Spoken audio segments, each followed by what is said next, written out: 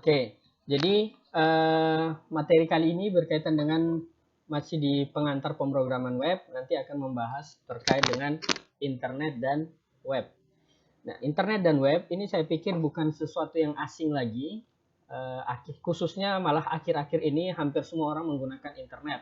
Di masa pandemi ini sekolah-sekolah ataupun perkuliahan yang semula dilaksanakan secara konvensional di dalam kelas, semuanya sudah beralih dengan menggunakan atau kuliah secara online. Dan tentu saja kuliah secara online pasti menggunakan internet atau jaringan internet dan beberapa aplikasi website. Entah itu aplikasi-aplikasi yang berjalan di browser ataupun aplikasi-aplikasi seperti e-learning, email, dan lain-lain. Jadi internet atau interconnection network ini adalah seluruh jaringan komputer yang saling terhubung. Nah, saling terhubung ini nanti dia menggunakan standar sistem global TCP/IP. Jadi protokol TCP/IP ini yang digunakan untuk pertukaran paket antar pengguna. Jadi kita punya data, pengguna bisa pengguna di luar jaringan kita bisa melihat data-data kita di website yang kita miliki. Dan ini terhubung di seluruh dunia menggunakan TCP/IP. Nah, TCP itu adalah Transmission Control Protocol. Jadi protokol yang fungsinya apa? Menyediakan komunikasi. Jadi komunikasi antar komputer. Jadi menggunakan protokol ini. Sedangkan IP atau Internet Protocol ini adalah identitas komputer. Biasa kita sering melihat atau mendengar IP-nya berapa dan lain-lain. Nah, itu adalah identitas dari komputer. Yang kita kenal nanti ada domain, tetapi pada dasarnya komputer itu identitasnya adalah IP. Nah, TCP dan IP ini adalah atau mereka berkolaborasi sehingga memastikan bahwa koneksi antar komputer melalui jaringan internet itu dapat terwujud melalui request dan juga respon. Request data yang kita miliki, kemudian respon juga berupa data yang kita request tadi. Jadi internet ini jalan menggunakan sistem global TCP/IP di mana TCP itu adalah protokol yang fungsinya menyediakan komunikasi antar komputer, sedangkan IP identitasnya.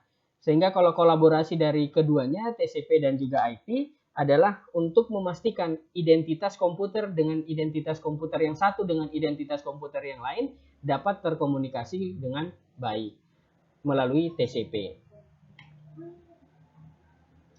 Kalau kita lihat pengertian internet, bisa dari dua aspek yang kita lihat. Yang pertama adalah dari aspek ilmu pengetahuan, dan yang kedua dari aspek komunikasi. Kalau dari aspek ilmu pengetahuan, internet itu bisa diartikan sebagai sebuah pustaka. Sebuah pustaka yang sangat besar. Di dalamnya terdapat banyak sekali data dan juga informasi yang tentu saja tersedia dalam bentuk atau bisa dilihat dengan bentuk media elektronik. Kita butuh informasi X, tinggal searching, dapat informasi X. Informasi Y, begitu juga dan seterusnya. Melalui jaringan internet. Jadi kalau dari aspek ilmu pengetahuan, berarti internet ini adalah sebuah gudang pustaka. Kalau secara konvensional, semacam perpustakaan, ya kita masuk ke perpustakaan, informasi apa yang kita butuhkan, ya tinggal kita cari di rak-rak buku. Kalau menggunakan internet, berarti melalui media-media, mesin-mesin pencarian dan sejenisnya. Sedangkan kalau dari aspek komunikasi, internet ini sangat efektif. Sekarang kita tahu bahwa komunikasi kita yang kita lakukan saat ini pun juga menggunakan jaringan internet, di mana kita tidak berada pada ruangan yang sama, tidak berada pada tempat yang sama, tetapi di waktu yang bersamaan kita dapat melakukan interaksi melalui Microsoft Teams misalkan, melalui Zoom atau sejenisnya. Dapat melakukan pertukaran informasi juga dengan jarak jauh. Saya punya sebuah file yang sekarang saya tampilkan, PowerPoint. Teman-teman di sana bisa melihat screen saya. Teman-teman bisa melihat screen saya. Nah, ini adalah pertukaran informasi melalui jaringan internet. Kemudian kalau kita lihat ke istilah internet, internet itu sering kita mendengar, tetapi banyak yang ketika ditanya internet itu apa, susah menjelaskan. Jadi internet itu adalah istilah yang diberikan untuk sebuah jaringan. Jadi bukan untuk sebuah aplikasi. Tetapi internet ini tidak punya manfaat kalau tidak ada aplikasi yang berjalan di atasnya. Sehingga banyak sekali macam-macam aplikasi-aplikasi website yang nanti atau aplikasi-aplikasi internet yang berjalan di jaringan internet. Nanti aplikasi-aplikasi tersebut juga akan berjalan di mana? Di protokol-protokol tertentu. Misalkan kita berbasis web, maka akan berjalan di protokol web tertentu. Kemudian kalau kita menggunakan email, dia akan berjalan di protokol khusus untuk email. Nah, istilah protokol yang tadi dimaksudkan, ini berarti sebuah set aturan. Jadi aturan-aturan yang nanti digunakan untuk mengatur aplikasi yang berjalan di internet. Sedangkan nanti software yang berjalan di atasnya, di atas aplikasi tersebut, ini disebut dengan aplikasi klien.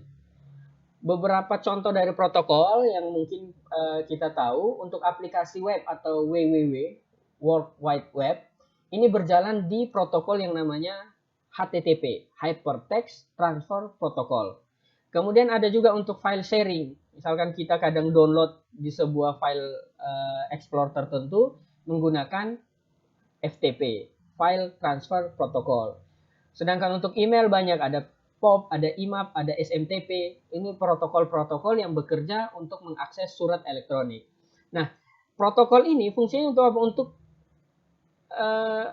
menjadi jembatan. Jadi misalkan kalau HTTP, kita akses google.com, maka HTTP ini yang menjadi jembatan. Boleh tidak Google itu dibuka? Boleh tidak informasi atau data yang di google.com itu bisa diakses oleh pengguna tertentu? Nah, jadi HTTP secara sederhana ya adalah jembatan untuk nanti bisa kita mengakses sebuah aplikasi tertentu.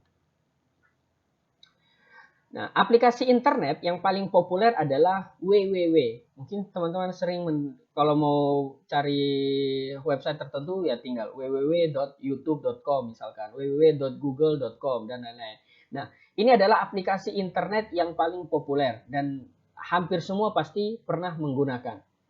Dan web ini tentu saja nanti berjalan di sebuah aplikasi klien yang namanya browser.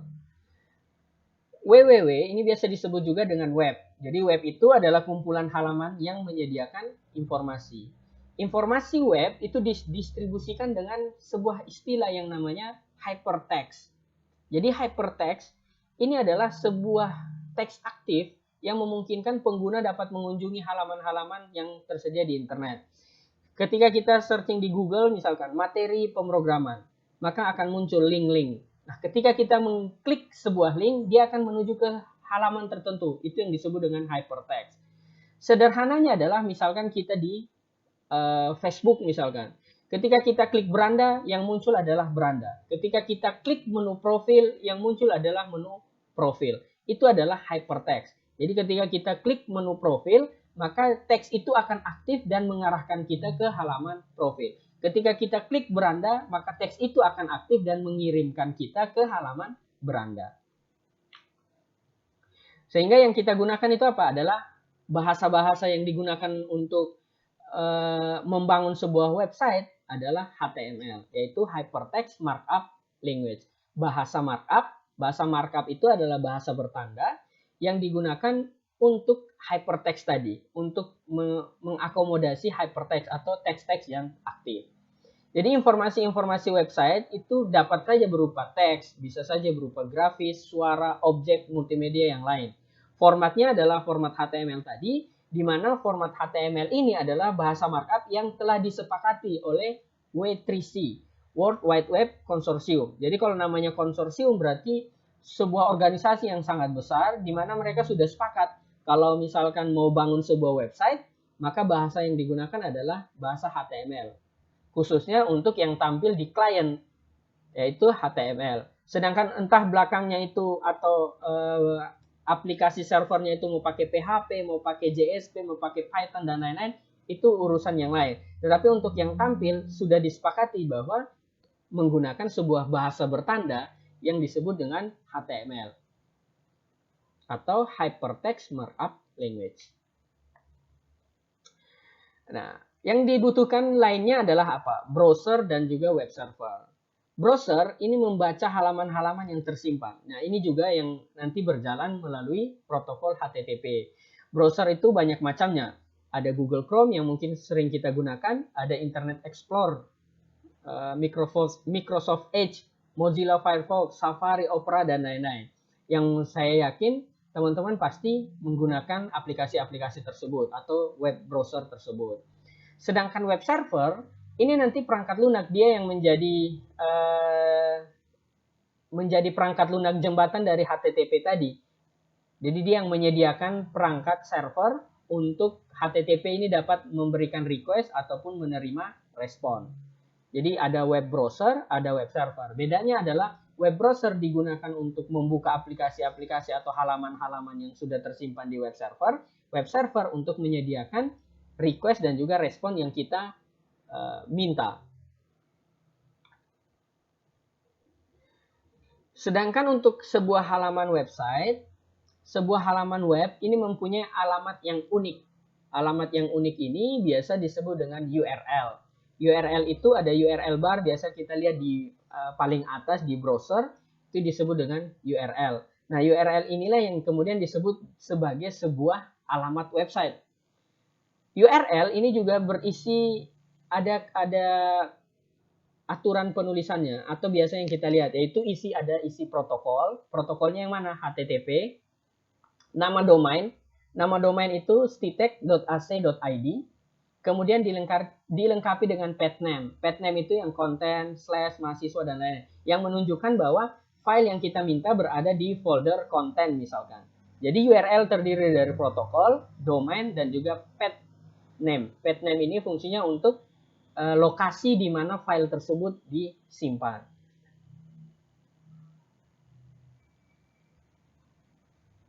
Nah, kemudian domain. Domain ini adalah sebuah string. Teman-teman kan pasti sudah belajar pemrograman dasar, sudah tahu tipe data string itu berarti sebuah teks.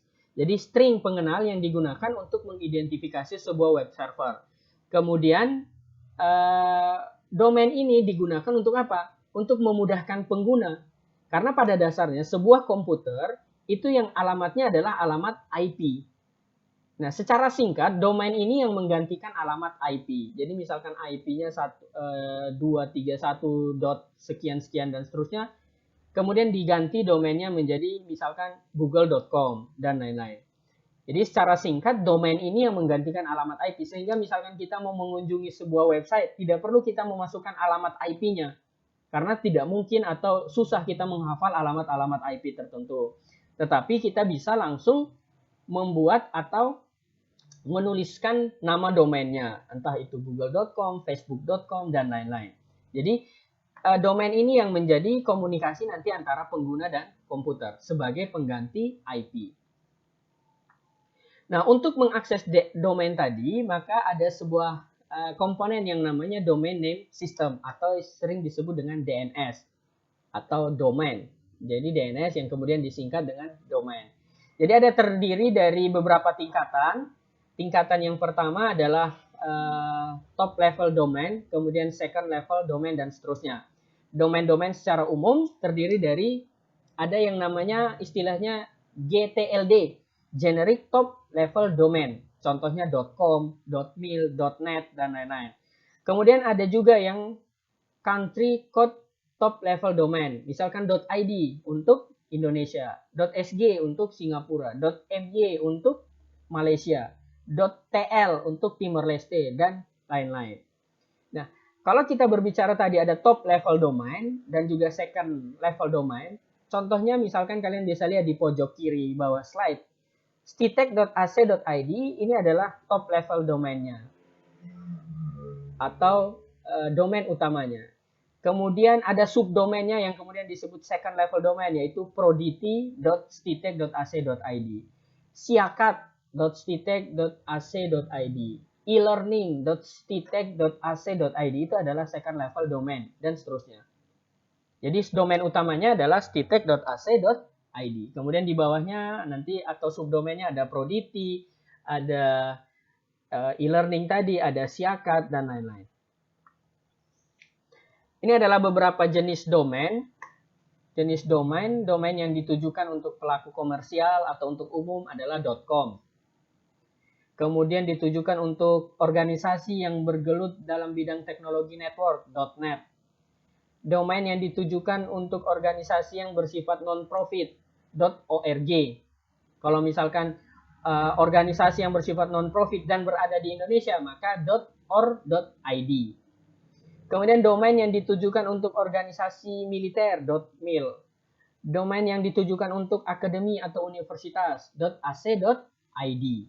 Jadi misalkan stitek.ac.id, ugm.ac.id, upn.ac.id. Itu domain-domain yang menunjukkan bahwa oh ternyata Stitek adalah sebuah organisasi atau akademi yang berjalan di dunia pendidikan, yaitu untuk akademi dan universitas. Untuk domain yang ditujukan untuk pelaku komersil .co.id, domain yang ditujukan untuk organisasi di bidang pertelevisian .tv. Nah, seperti itu. Jadi masih banyak sekali jenis-jenis domain untuk domain-domain umum ataupun yang tadi country code. Jadi menggunakan kode-kode negara. Misalkan tadi .co.sg berarti untuk pelaku komersial yang berada di negara Singapura. .or.my berarti untuk organisasi non-profit yang berada di Malaysia dan seterusnya. Nanti silakan bisa mencari tahu lebih banyak lagi berkaitan dengan jenis-jenis domain yang ada di seluruh dunia. Selanjutnya adalah cara kerja website. Kalau kita lihat dari gambar ini, ada 3 komponen yang berhubungan yang dapat mendukung cara kerja dari sebuah website. Ada yang namanya web browser, yang tadi, aplikasi untuk browsing. Ada DNS server, domain name system tadi. Kemudian ada web server. Web server untuk nanti yang request, yang mengelola request dan juga respon dari sebuah HTML atau sebuah halaman. Nah, dari gambar ini, langkah pertamanya yang mana? Langkah yang pertama adalah URL request. Kita memasukkan sebuah alamat menggunakan web browser. Misalkan tadi www.google.com. Kita tulis di browsernya. Kemudian di DNS server ini akan memproses sehingga merubah URL request tadi menjadi alamat IP yang dituju. Alamat IP yang dituju. Nah, bagaimana cara kita tahu alamat IP yang dituju? Caranya bisa salah satunya dengan menggunakan command prompt, kemudian dituliskan ping, spasi alamat yang dituju. Nanti akan saya demokan. Kemudian kalau alamat IP-nya itu sudah ketemu, baru ke page request. Halaman mana? Nah, misalkan kalau halaman login dulu. Web servernya kan yang menyimpan database. Jadi di database yang ada, baru memberikan respon. Data yang kita masukkan itu sudah ada atau belum. Contoh misalkan, kita masuk ke Siakat untuk melihat nilai. Jadi langkah yang pertama adalah URL request. Kita masukkan siakat.stitek.ac.id. Kemudian dari DNS tadi merubah menjadi IP address dari yang tadi. Nah, setelah dirubah, baru bisa mengunjungi ke web server. Langkah ketiga, request webnya. Setelah kita login, misalkan kita pengen lihat KRS, maka kita pilih sebuah menu yang isi di dalamnya adalah KRS. Atau pilih sebuah menu yang isinya adalah KHS, kartu hasil studi. Web server ini akan memproses halaman yang kita minta. Misalkan kita minta KHS tadi, atau transkrip nilai tadi. Web server ini yang akan mengelola. Melihat di database, kira-kira mata kuliah algoritma dia dapat nilai apa. Kira-kira mata kuliah pengantar teknologi informasi dapat nilai apa. Setelah diproses, baru web server ini memberikan respon ke web browser. Jadi yang kita lihat, setampak mata yang kita lihat, kita cukup klik siakat.ac.id, kemudian pilih login. Setelah login berhasil, kita perlu pilih menu transkrip, nilainya keluar. Itu yang kita lihat. Tetapi cara kerjanya ya seperti itu tadi. URL di request, merubah menjadi alamat IP, ada request halamannya, web server mengelola dan mengambil data dari database, kemudian memberikan respon ke kita. Nah, kita sebagai klien atau sebagai user hanya berperan di sini, di web browser. Atau yang kita lihat, atau yang kita tampak, itu hanya ada di web browser. Nah, seperti itu. Kemudian aplikasi web. Kalau kita berbicara aplikasi web, secara umum web itu ada dua. Ada web statis dan juga web dinamis. Web statis ini adalah sebuah web dengan konsep konten websitenya tidak terhubung ke database. Sehingga yang dibangun hanya menggunakan aplikasi atau programming yang berjalan di sisi klien, yang disebut dengan client-side programming. Nanti yang kita pelajari apa? Yaitu HTML dan juga CSS. Ataupun nanti ada tambahannya kalau masih ada waktu dengan JavaScript. Nah, dalam perkuliahan ini yang kita akan bahas adalah web statis dan juga web dinamis. Web statis berkaitan dengan membangun halaman web menggunakan HTML, CSS, dan JavaScript. Nah, web statis ini nanti yang berkaitan dengan user melihat, berkaitan dengan tampilan yang akan dilihat oleh user atau pengguna.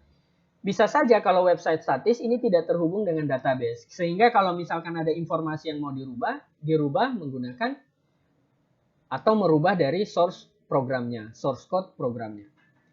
Sedangkan ini adalah cara website statis, web browser, dia request ke web server memberikan kode HTML dan juga kode HTML ini yang akan direspon di web browser. Sehingga halaman-halaman yang lain, misalkan kita baca berita, detik.com, kemudian kita save atau kita simpan halaman detik.com tadi, maka yang tersimpan adalah HTML. Karena apa? Karena dia merubah menjadi kode HTML. Jadi cara kerja web statis sederhana, web browser, web server, HTML. Kenapa tidak ada terjemah dari bahasa yang lain ke bahasa HTML?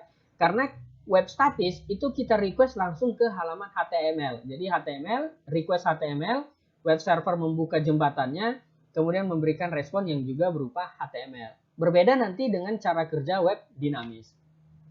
Jadi kalau web dinamis, ini adalah sebuah web, konsep kontennya, database atau data-datanya terhubung ke database. Sehingga misalkan kita mau rubah konten, tidak perlu merubah source code programnya, tetapi cukup merubah isi yang ada di dalam database. Nah, untuk membuat ini, maka kita butuh yang namanya pemrograman web yang berjalan di sisi server atau server-side programming. Bahasa yang kita gunakan bisa PHP, JSP, Python, ASP.NET, dan sebagainya.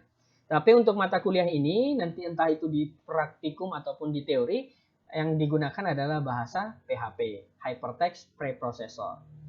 Nah, web dinamis ini juga digunakan untuk membuat aplikasi yang interaktif. Kita bisa berkirim pesan yang menggunakan web dinamis. Kita bisa merubah data tanpa merubah source code-nya menggunakan web dinamis. Sedangkan website statis tadi, kalau kita merubah ya merubah source programnya. Hampir sama sebenarnya cara kerja web dinamis dan juga web statis. Bedanya adalah di bagian sini, di bagian web server. Jadi ketika kita request, web servernya tidak langsung memberikan kode HTML. Tetapi apa yang kita request menggunakan PHP tadi, karena kalau web dinamis yang kita request adalah PHP. PHP yang tadi, server-side programming tadi, di preprocessor. Preprocessor itu apa? Merubah data yang sudah ada di database dan juga PHP tadi menjadi kode HTML. Jadi kalau cara kerja web dinamis tadi, web browser, web server, merubah server-side programming tadi dan juga data-data yang ada di database menggunakan preprocessor menjadi kode HTML. Sehingga yang didapatkan oleh klien atau pengguna tetap dari kode HTML, walaupun data-datanya diambil dari database. Kalau tadi website statis ya langsung web server, langsung kode HTML. Kenapa? Karena yang di request adalah HTML juga. Tapi kalau website dinamis yang di request adalah sebuah halaman PHP, maka PHP itu harus dirubah dulu menjadi HTML, baru dikembalikan ke browser. Untuk bagian ini berkaitan dengan perkakas pembangun web. Jadi kalau kita mau bangun website, apa saja yang kita butuhkan? Yang pertama adalah Integrated Development Environment atau lingkungan, bagaimana lingkungan hal-hal yang terintegrasi supaya kita bisa membangun website. Atau bahasa sederhananya adalah editor. Kenapa untuk pembangun web disederhanakan menjadi editor? Karena kalau IDE kebanyakan interpreter atau compilernya ada di IDE tersebut. Misalkan teman-teman dulu di algoritma dan pemrograman menggunakan DevC. Source code yang ada di DevC atau IDE DevC tersebut kan bisa langsung dikompil kemudian dijalankan. Sedangkan untuk di website, maka yang dibutuhkan ada 3. Ada editor tadi, ada server, dan juga ada browser. Kita menuliskan kodenya di editor, bisa menggunakan VS Code atau Visual Studio Code, bisa menggunakan Sublime Text, Bluefish, Notepad++. Silakan dipilih salah satunya, menyesuaikan dengan laptop atau komputer yang kalian miliki. Kemudian web servernya ada Apache, nanti bisa kita pakai SAM atau WAM, atau yang menggunakan Mac bisa menggunakan MAM. Nah, kemudian ada browser, Chrome, Mozilla, dan lain-lain. Nah, perkakasnya ini gunakan untuk apa? VS Code, Sublime, dan lain-lain, editor, ini untuk menuliskan source code-nya, sedangkan untuk menjalankan source code yang sudah kita buat tadi, itu dijalankan menggunakan browser. Dijalankan menggunakan browser.